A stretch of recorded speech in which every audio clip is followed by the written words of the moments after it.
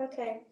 Dog by Valerie Worth. Under a maple tree the dog lies down, laws his limp tongue, yawns, rests his long chin carefully between front paws. Look up, alert, chomps with heavy jaws at a slow fly, blinks, rolls on his sides, closes his eyes, sleeps all afternoon in his loose skin. Now we're going to be reading my essay. Have you ever thought about writing about a safety pin or being barefoot, feeling the pokey grass? Valerie Worth it. Her poem Dog described a dog lying under a maple tree. Her descriptions inspired me about my dog. Valerie Worth was a poet. She was born in 1993 in Philadelphia. She grew up in Swanmore.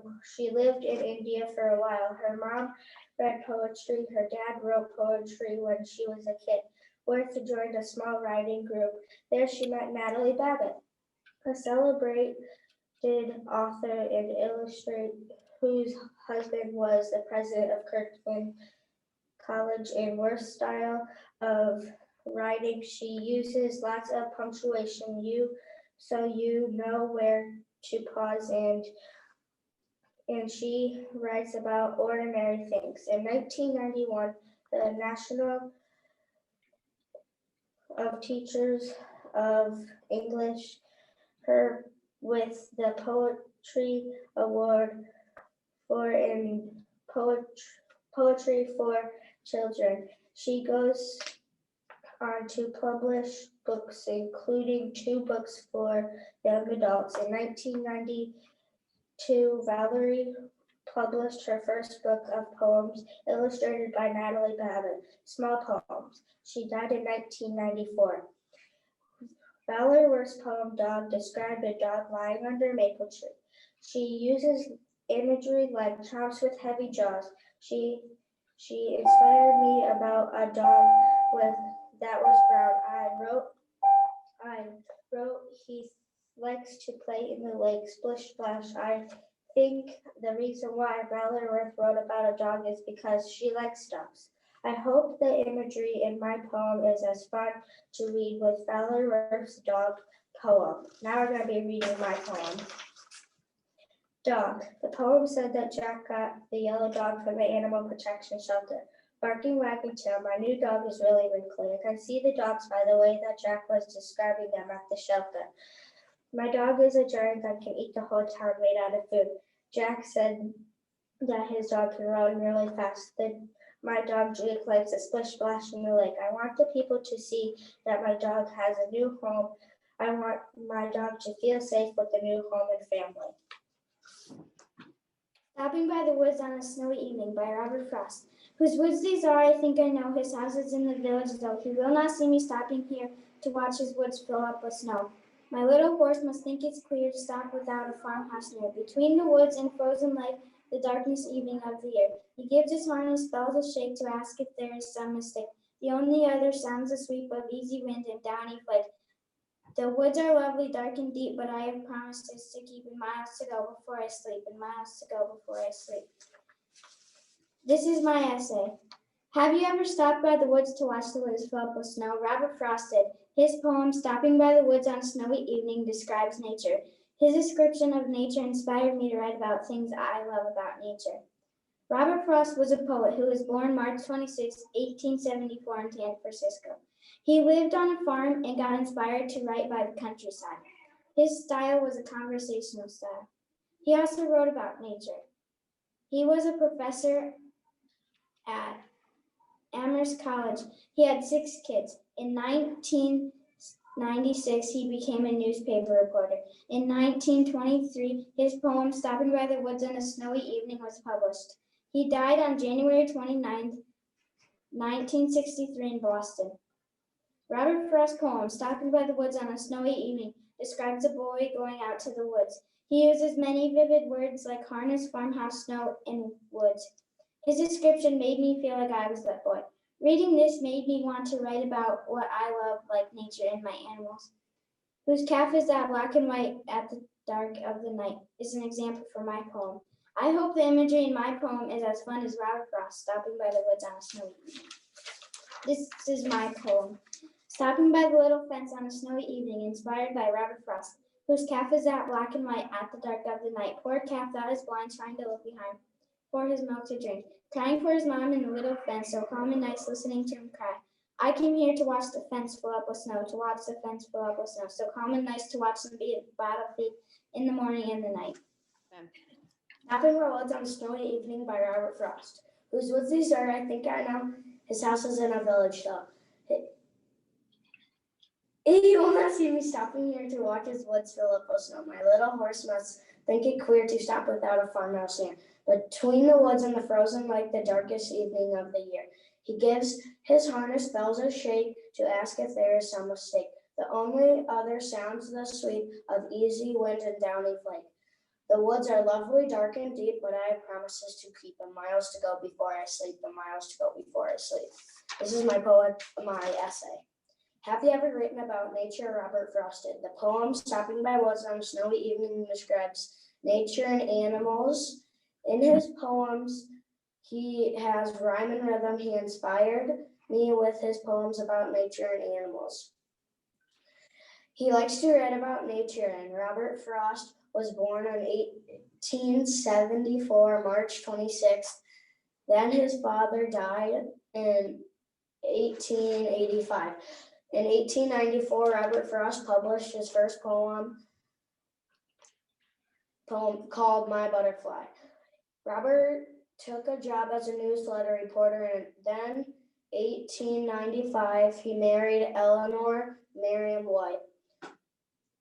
In 1996, he had his first child, Elliot, was born.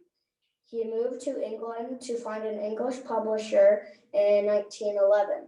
In 1915, he came back to America and his friends came to greet him. Then Robert Frost got a publisher prize. In his style of poetry, he uses a lot of rhyme and rhythm, and he wrote about nature. Robert Frost died in 1964 on January 29th in Boston. Robert Frost's poem, Stopping by Woods on a Snowy Evening, describes nature and animals, and he uses lots of vivid words like my little horse must think it queer. He also repeats the last line. When I read his poem, I felt like I was out in nature. I was inspired to write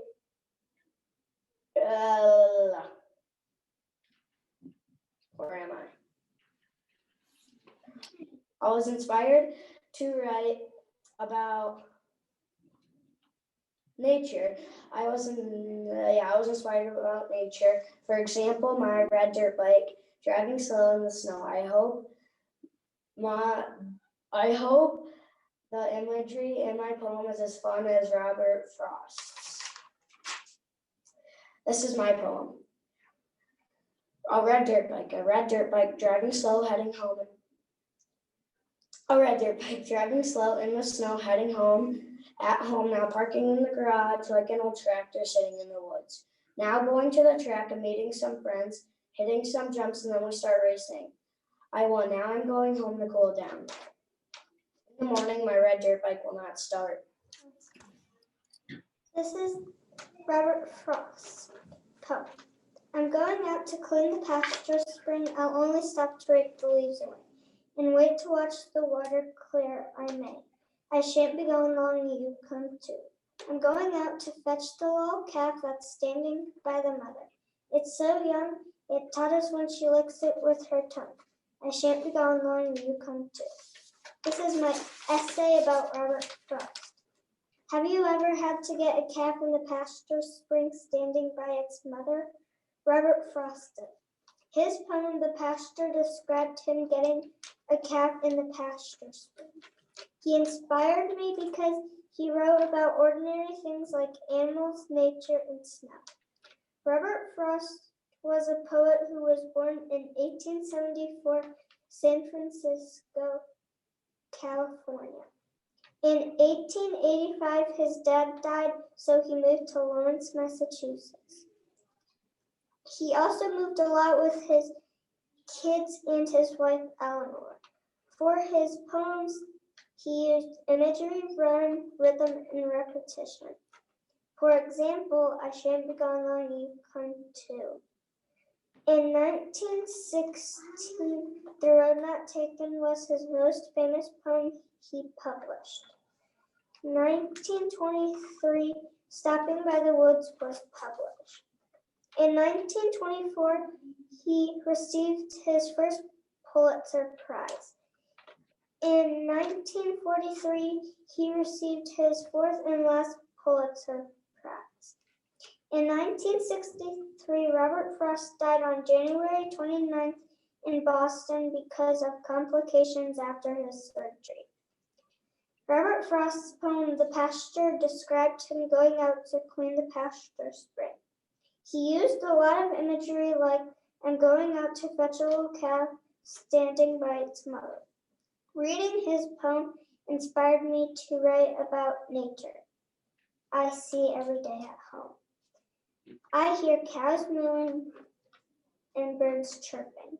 I hope the imagery is as fun to read as Robert Frost's The Pasture. Now this is my poem. I'm going out to the pasture with the tractor.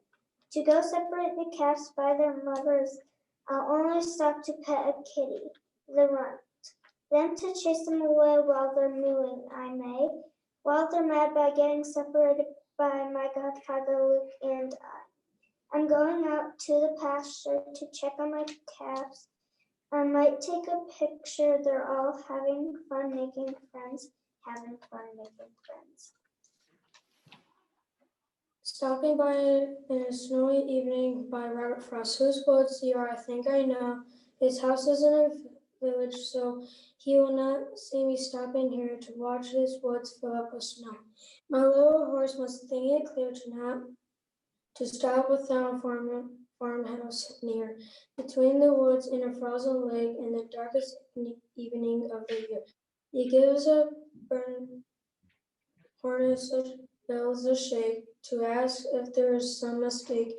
There are only other sounds, the sweep of an easy wind and a downy flake.